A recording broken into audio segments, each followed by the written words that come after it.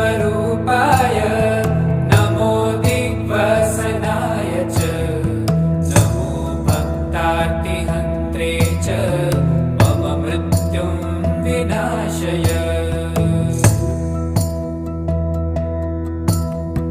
देवं मृत्युविनाशनं भयहरं साम्राज्यमुक्तिप्रदं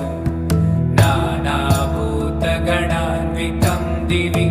पदैर्दिवै सदा सेवितम्